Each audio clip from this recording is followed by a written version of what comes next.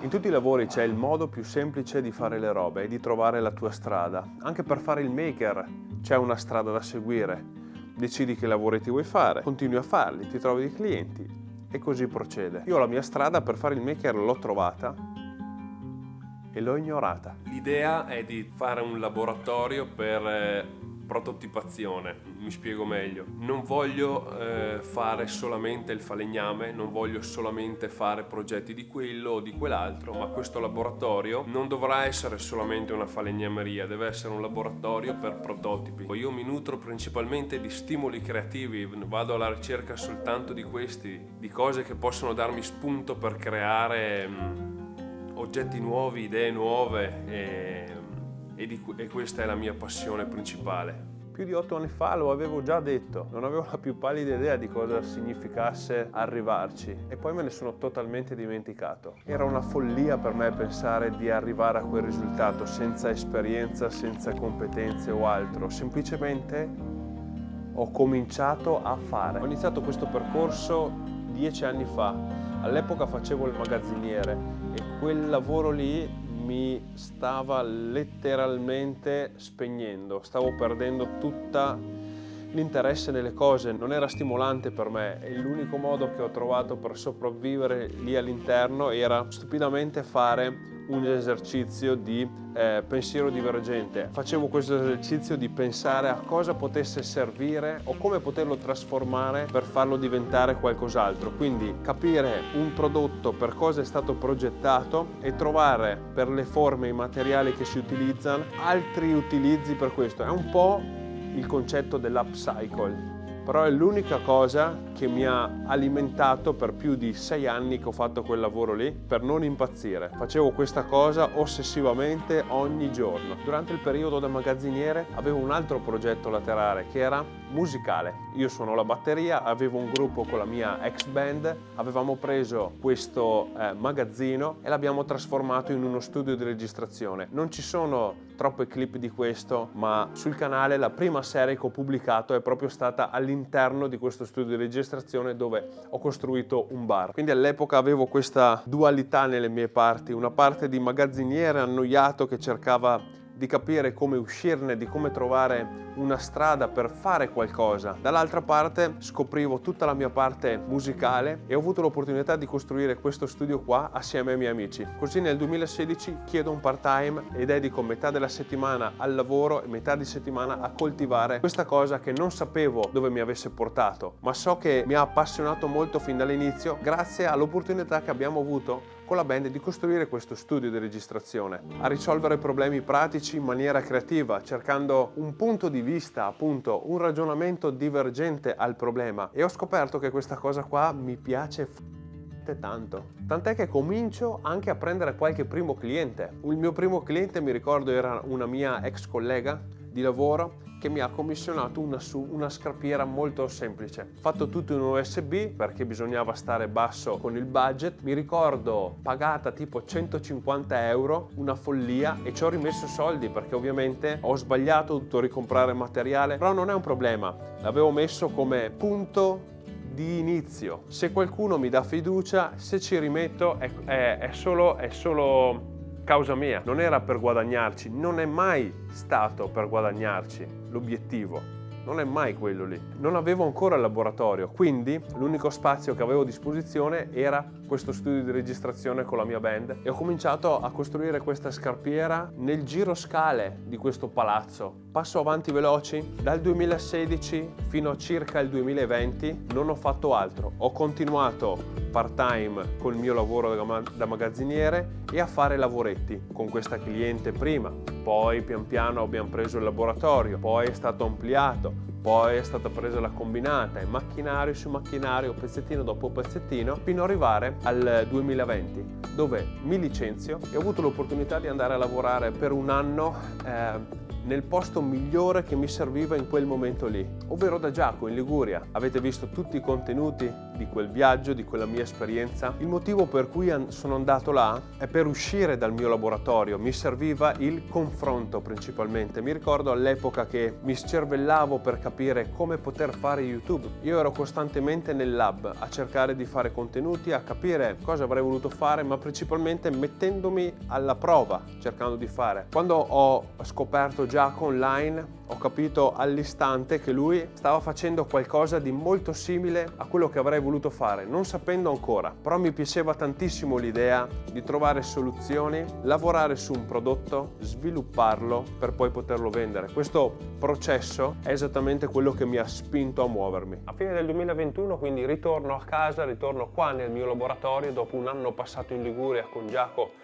e tutto il suo team e riprendo in mano la mia vita, riprendo in mano perché ho messo in pausa tutto, la mia relazione, la casa, la famiglia, gli amici, qualsiasi cosa per inseguire qualcosa che non sapevo dove mi avrebbe portato. Dopo il primo periodo di assestamento riprendo a fare qualche lavoretto e lì c'è la sfida che è esattamente quello che dentro mi spinge, la curiosità di capire come si fa, ce la farò? Riuscirò ad arrivare al risultato? Più che altro come sfida personale, ma ripeto, io non voglio fare il falegname, voglio saper fare il falegname, ma non è quello che cerco. E così vado avanti 2022-2023. Nel 2024 arriva una proposta che non potevo rifiutare. Ci chiamano per realizzare il nostro primo stand fieristico, qualcosa decisamente fuori la nostra zona di comfort, ma che è esattamente anche il posto dove io voglio stare. Mi sento a disagio a non sentirmi a disagio. Quindi abbiamo accettato questo lavoro, anche se le tempistiche erano strette, anche se il lavoro era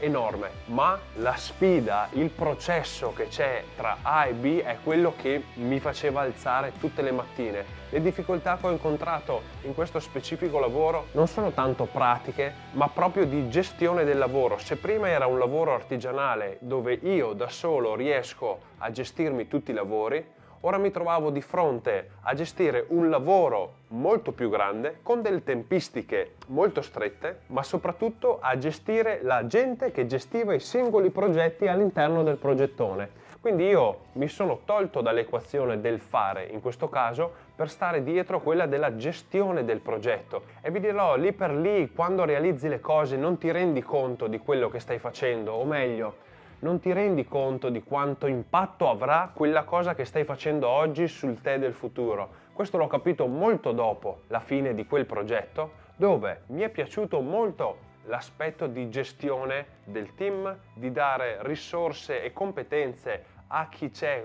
qua all'interno per poter performare al meglio e arrivare al risultato. Arriviamo in fiera, consegniamo tutto, il cliente è soddisfatto, noi siamo soddisfatti, io sono soddisfatto per 5 minuti. Finito quel progetto, oltre a una grandissima soddisfazione, mi ha portato un sacco di sconforto, perché a questo punto mi ero reso conto e avevo notato che c'erano delle potenzialità all'interno di questo progetto, c'erano già all'interno delle persone giuste per poter realizzare progetti folli, per realizzare quei progetti che mi interessava. Però come riusciamo a dare forma a tutto ciò? E questo mi ha mandato totalmente in crisi. Quindi ho deciso di rallentare, di prendere un attimo le distanze e di fare il punto della situazione, perché annusavo che mi ritrovavo in una situazione in cui mi sono ritrovato già in passato, ovvero quando avevamo lo studio di registrazione. Quello studio ad oggi non esiste più. Non esiste più perché arrivati a un certo punto avevamo la possibilità di far saltare quel progetto da un hobby di dei ragazzi a comunque un'attività commerciale di qualche tipo. Giusto per parentesi, all'interno avevamo sala prove, bar, zona ristoro e tutto. Tutti i gruppi di Peschiera del Garda e dintorni venivano a suonare lì, ma nel momento di poter fare appunto questo passo, tutto è crollato. Ci è crollato tutto sotto il naso per l'inesperienza che avevamo, per le questioni burocratiche che non eravamo pronti a gestire, ma soprattutto è crollato tutto proprio perché quel bel castello, quel bel studio di registrazione che avevamo fatto era costruito sulla sabbia. Non avevamo fatto nessun tipo di fondamenta su cui poi costruire. Era nata come una cosa, ma sì dai, vediamo, è andata bene, è diventato qualcosa e sempre per causa nostra è crollato tutto. In quel momento, dopo il progetto Impavida, mi sono ritrovato in quel pattern lì e avevo la sensazione di ritrovarmi davanti a qualcosa che sarebbe potuto diventare qualcosa di incredibile, ma che se non facevo delle fondamenta sarei stato schiacciato di nuovo sotto un bellissimo progetto che però è fallito. Quindi ho deciso di fermarmi in maniera strategica, di fare un passo indietro, di prendermi il mio tempo anche sparendo da YouTube per un po' di mesi. Infatti avete notato quanto poco costante sono stato negli ultimi 2 anni, proprio perché ho deciso di fermarmi, capire dove ero, per focalizzarmi meglio su dove volevo arrivare. Dove volevo arrivare era diventato diverso rispetto a dove volevo arrivare quando ero partito. Per cui in qualche modo era come se avessi dovuto riscoprirmi,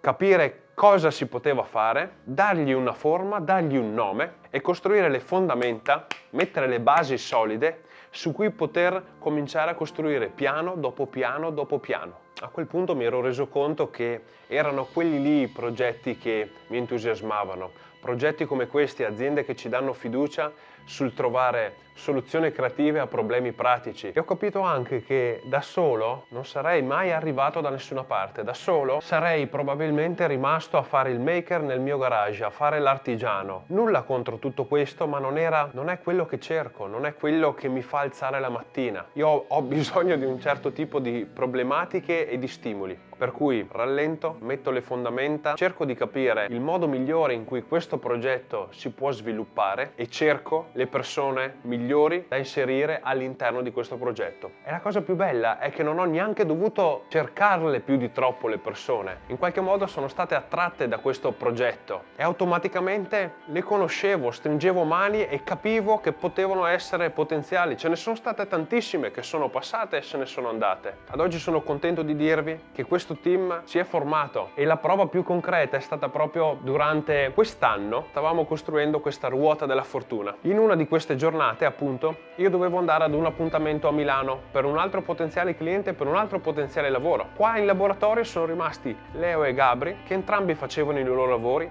ma si sono stimolati positivamente a vicenda, unendo il meglio di uno e il meglio dell'altro, tirando fuori qualcosa che singolarmente nessuno dei due sarebbe riuscito a tirare fuori. Questo è la vera vittoria, secondo me, riuscire ad attirare persone competenti, ma che hanno quello spirito di spronarsi a vicenda, a dare sempre il meglio. Io cerco questo nel mio team, di spronarmi a fare meglio di me, di spronarmi a fare meglio ogni giorno. Se mi do ogni giorno un obiettivo di fare anche un minuscolo passo in avanti, a prescindere dalla giornata che sia stata top gamma o stra negativa, io comunque un pezzettino sono andato avanti e questa è la mia unica regola. Non so cosa sto facendo, ma è importante che io lo faccia. Questo è un mantra che mi sono ripetuto per anni, che mi ha aiutato durante dei periodi molto bui, soprattutto, e ritrovarmi ad oggi vivendo queste scene in cui più persone si stimolano per arrivare comunque a un risultato che dipenda o meno da me, che io ci sia in laboratorio o meno, per me questo è già una vittoria. E aver costruito questo team ci permette ad oggi di essere un vero e proprio laboratorio di prototipazione. Prendiamo tutti i problemi complessi che ci propongono e troviamo una soluzione che prima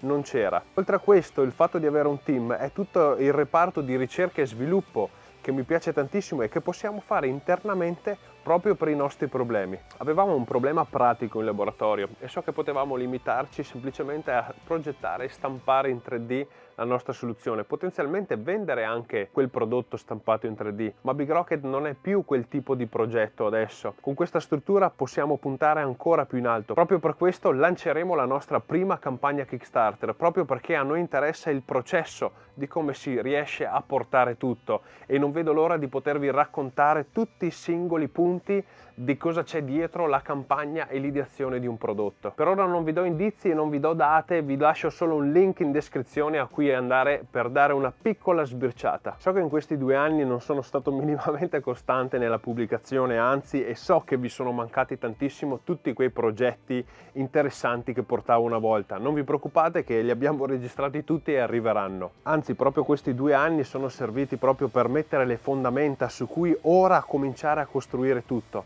Per cui preparatevi a vedere contenuti di fallimenti, di processi, di ricerca e sviluppo e di tante soluzioni creative. Se sei nuovo sul canale o sei qua dal giorno 1, fammelo sapere qua sotto nei commenti. Ti ringrazio se sei qui dal video numero 1 dal progetto del bar. Se invece sei appena atterrato qua sul canale e ti è piaciuto quello che stai vedendo, ti chiedo un piccolo aiuto, iscriviti, lascia un like o un commento o condividi il video che ti è sembrato più pazzo all'amico più pazzo che hai, proprio per sostenere questo progetto. Un piccolo gesto per voi, ma a noi aiuta tantissimo a portare tanti contenuti di qualità. Come vedete, le persone e i progetti cambiano. Pensare a un progetto in piccolo o in grande, a livello mentale fai la stessa fatica. Io ho sempre e solo deciso di puntare oltre l'obiettivo, oltre le stelle, per questo stiamo costruendo questa stazione di lancio. Alla fine, come per lo studio, ho dovuto distruggere tutto e ripartire, solamente perché sono estremamente curioso di vedere come cazzo va a finire.